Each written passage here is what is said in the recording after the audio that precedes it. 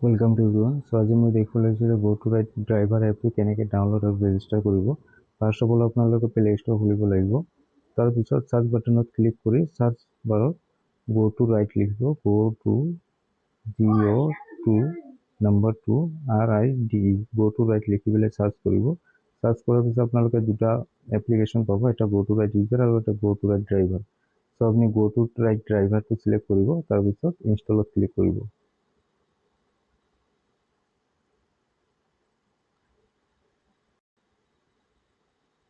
So Go to Ride driver এপটো installation হৈ গ'ল, তো আমি অপেনত ক্লিক কৰিম। অপেনত ক্লিক কৰাৰ পিছত নটিফিকেশ্যন এলো কৰিব লাগিব, লেংগুৱেজ ইংলিছ চিলেক্ট কৰিব লাগিব। তাৰপিছত ৰেজিষ্টাৰত ক্লিক কৰিব লাগিব। ৰেজিষ্টাৰত ক্লিক কৰাৰ পিছত দুটা অপশ্যন পাব, এটা ৰাইড শ্বেয়াৰ আৰু এটা পাৰ্চেল ডেলিভাৰী। চ' এতিয়া আমি ৰাইড শ্বেয়াৰটোহে কৰি আছোঁ, তো আমি পাৰ্চেল ডেলিভাৰীটো টিকটো উঠাই দিম। তাৰপিছত নেক্সটত ক্লিক কৰিম। তাৰপিছত ইয়াত আপোনাৰ বেছিক ইনফৰমেশ্যন দিব লাগিব। চ' ফাৰ্ষ্ট নেম দিব লাগিব, লাষ্ট নেম দিব লাগিব, তাৰপিছত আপোনাৰ মোবাইল নম্বৰ দিব লাগিব। তাৰপিছত ইয়াত ৰেফাৰ কোড আছে, ৰেফাৰ কোডটো দিব নালাগে, এইটো ব্লেংক এৰি দিব। তাৰপিছত পাছৱৰ্ড আপুনি মনত ৰখাকৈ যিকোনো 8টা কেৰেক্টাৰ হওক বা নম্বৰ হওক 8টা ডিজিটৰ দিব লাগিব। তাৰপিছত নেক্সট ক্লিক কৰিব। তাৰপিছত আইডেণ্টিটি আপোনাৰ প্ৰফাইল পিকচাৰটো চিলেক্ট কৰিব লাগিব। কেমেৰা বাটনত ক্লিক কৰিব, তাৰপিছত আপোনাৰ ফটো চিলেক্ট কৰিব, তাৰপিছত আপোনাৰ ইমেইল আইডি দিব।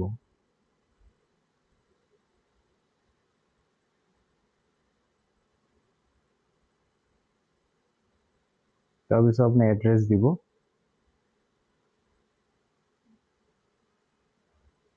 তাৰপিছত আইডেণ্টিটি টাইপটো ড্ৰাইভিং লাইচেঞ্চ চিলেক্ট কৰিব। তাৰপিছত ইয়াতে ড্ৰাইভিং লাইচেঞ্চ দিব।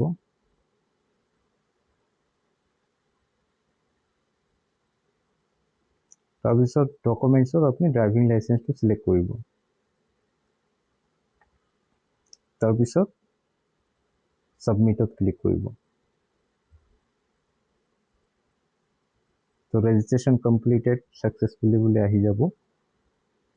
নেক্সট আপোনাৰ ইউজ কাৰেণ্ট লোকেশ্যনত ক্লিক কৰিব, তাৰপিছত গো টু ছেটিঙত ক্লিক কৰিব, তাৰপিছত পাৰ্মিশ্যনত ক্লিক কৰি পেলাই লোকেশ্যনত ক্লিক কৰিব, এলো অল দ্য টাইম ক্লিক কৰিব। ক্লিক কৰাৰ পিছত বেক কৰিব। বেক কৰাৰ পিছত ইউজ কাৰেণ্ট লোকেশ্যনত ক্লিক কৰিব, তাৰপিছত ইয়াত টাৰ্ণ অন কৰিব লোকেশ্যন।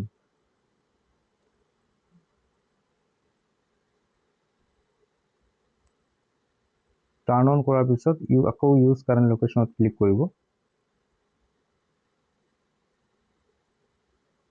ক্লিক কৰাৰ পিছত ইয়াত এড ভেহিকেল ইনফো বা আপোনাৰ গাড়ীৰ ইনফৰমেশ্যন ইয়াতে দিব লাগিব। চ' এড ভেহিকেল ইনফোত ক্লিক কৰিব। তাৰপিছত আপুনি মডেল চিলেক্ট কৰিব, আপোনাৰ ব্ৰেণ্ড চিলেক্ট কৰিব, আপুনি কোনটো গাড়ী ৰেজিষ্টাৰ কৰিব বিচাৰিছে। চ' মই বাজাজ পালচাৰ চিলেক্ট কৰিম। চ' বাজাজ ব্ৰেণ্ডটো চিলেক্ট কৰিম। তাৰপিছত মডেল পালচাৰ 150। তাৰপিছত ভেহিকেল কেটেগৰী 2 হুইলাৰ, পাৰ্চেল ৱেটটো দিব নালাগে। তাৰপিছত আপোনাৰ গাড়ীৰ ৰেজিষ্ট্ৰেশ্যন নম্বৰ দিব, H01FF7749। আপোনাৰ যিটো গাড়ীৰ ৰেজিষ্ট্ৰেশ্যন নম্বৰ সেইটো নম্বৰ দিব। তাৰপিছত লাইচেঞ্চ এক্সপায়াৰী ডেটটো দিব, আপোনাৰ লাইচেঞ্চ কেতিয়া এক্সপায়াৰ হ'ব সেইটো দি দিব।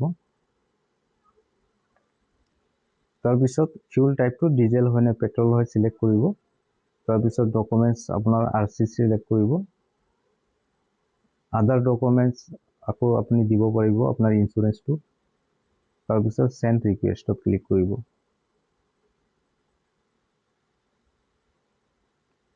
এয়া চাওক আপোনাৰ ৰেজিষ্ট্ৰেশ্যন ছাকচেছফুলি হৈ গৈছে। তো এতিয়া এডমিনে আপোনাৰ ডকুমেণ্টছবিলাক ভেৰিফাই কৰি পেলাই এপ্ৰুভেল কৰিব। থেংক ইউ ফৰ ৱাচিং।